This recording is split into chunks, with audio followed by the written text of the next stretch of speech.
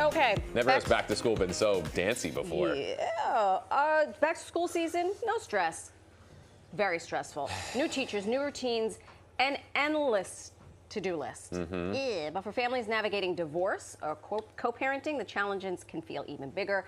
From coordinating pickups and drop-offs to making sure homework and activities don't get lost in the shuffle, it takes extra planning and a lot of teamwork, you see. Joining us to share strategies to help divorced families manage back to school is divorce educator and founder of Partwise, Kimberly G. Miller. Hello. So great to see you. Nice to see you guys. Love your not jacket shirt leather zipper thing. With a short sleeve. Very cool. Yeah, it's perfect for a day. It's beautiful. It is. I know. today. It's Yeah. fantastic. Yeah. Talk to us about, you have solutions for us. Thank you. Yes.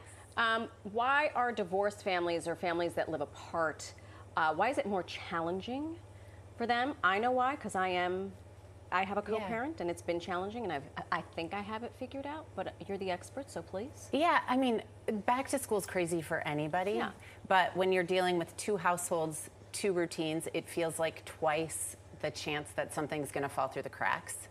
Additionally, the way you get through back to school best is with good communication and good coordination.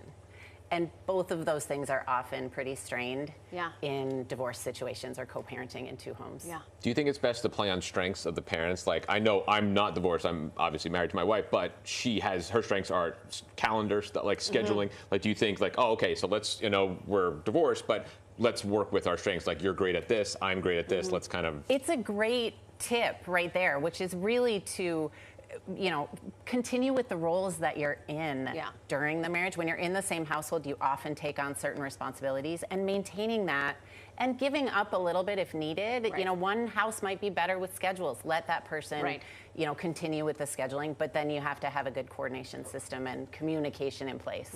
So the other household doesn't miss out. Well, let's start with bedtimes. Some parents are loosey-goosey about it, and some are like, listen, it is 8:59.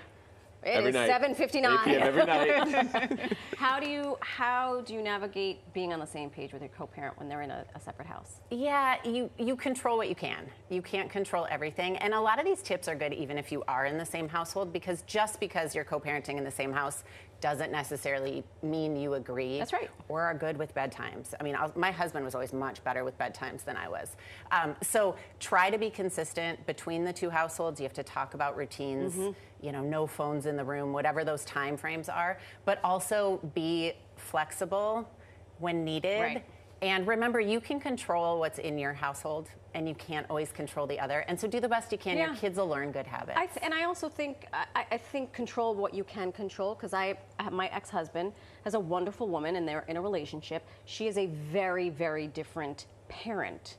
And so it took a good 7 years for us all to sort of be on the same page. And, one person likes face-to-face communication. And then we figured out that doesn't work because people get in their feelings.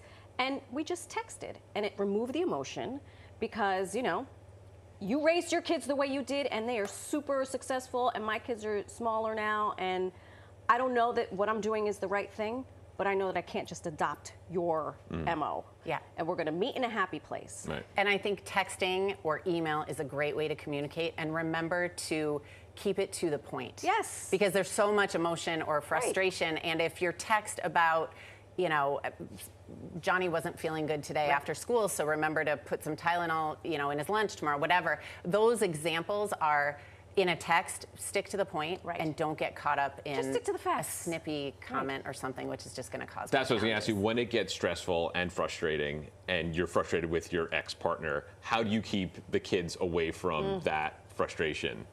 Because they're always around. Take a breath. Yeah. Communication, never via the phone when your kids are around. You just can't let them hear the conflict. I mean, we will do really hard things for our kids, right? We'll jump in front of a bus. We will do anything for our kids. All you have to do here is have a reasonable, respectful relationship with your co-parent. Like, you had kids together, so grow up and keep them out of the conflict. We do so much to protect them. Just text, email, and take a breath. Like, write the email. Give it a little while before you hit send. Go back and read it again. You do it all the time. And then suddenly in the morning, you're like, you just forget. Okay, how do we get on the same page when it comes to screen time friends and all that stuff. So this is where I think sometimes there's that household that's super permissive, like all the TikTok you want, phones in your room, friends over whenever you want, and then you've got the other extreme of super restrictive, like nothing. You have to find a middle ground. Like kids are gonna react to both. If you're so permissive, they're gonna keep pushing boundaries until it becomes unsafe. And if you're so restrictive, they're just going to feel like you're going to alienate them. They're not going to want to be at your house. They're going to want to be at the other permissive parent's house. So if you can find a common ground and talk together and come up with common rules, that's going to be the ideal. If you can't, then again, control what you can in your house with a balance of some permissiveness and more restrictions as needed. Always prioritizing sleep and safety. Like those are the two that have to be at the top of mind. For everybody. Yeah. For the parents and the kids. Totally. Everybody. Most of the screen time stuff is good for us too. So whatever you're putting forth for your kids, you should try to do yourself as well. Kimberly, fountain of very, very useful information. We appreciate the time. Thank you so much. For more information on how you can manage co-parenting and all things divorce, go to part-wise.com.